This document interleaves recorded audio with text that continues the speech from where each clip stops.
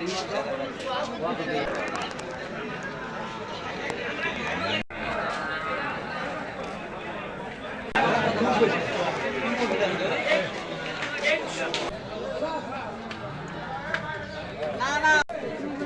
উদ্দেশ্য দীর্ঘদিন যাবৎ আমরা ব্যবসা করতে গিয়ে আমরা জায়গায় জায়গায় হয়রানি হই। কারণ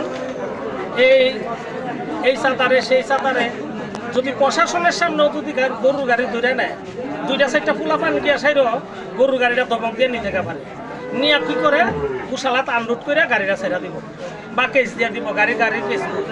কিন্তু আজ অব্দি এমন কোনো দৃশ্য নাই যে আমরা কারোর গরুটা পাইয়া আইছি। কেস মামলা যাই কিছু হোক, কোর্ট কাছারি যাই কিছু হোক, আন্দোলন যত কিছু করি, আমাদের একটা গরু আজ অব্দি কোনো ব্যবসায়ী ফেরত পাইছে না। কেন? আমাদের ভুল কি? আমরা তো এখানে কারোর থেকে জোর করে আনি না। কেউ না কেউ সারা ত্রিপুরা রাজ্যে কৃষক বেশি, সারা ভারতবর্ষেই কৃষক বেশি। তো কৃষকরা কি করে? গরু পালে তার উন্নতির জন্য, হাল বাওয়ার জন্য, দুধ খাওয়ার জন্য, দুধ বেচার জন্য। যখন বিপদে পড়ে একটা কৃষক তার গরুটা বিক্রি করার সিদ্ধান্ত নেয়, বিক্রি করে টাকাটা পাইলে তার পরিবারের জন্য একটা বিশেষ দরকারের জন্য।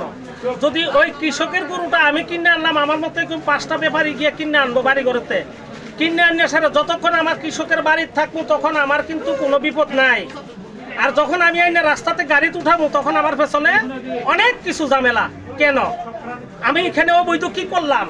আমি গৃহস্থ থেকে গরু কিনে আনছি 10,000 টাকা, তারপর 12,000 টাকা বেচু, 2,000 টাকা লাভ করার আশায় এখানে আমি অপমান কেন হব? এটার আমাদের এটা আমরা সুব্যবস্থা চাই। আমরা যতদিন এটা না হইব, আমরা অনির্দিষ্টকালের জন্য আমরা গরু বাজার আমরা বন্ধ রাখবো, আমরা ব্যবসা করতাম। কোন গরু বাজার এটা নাম?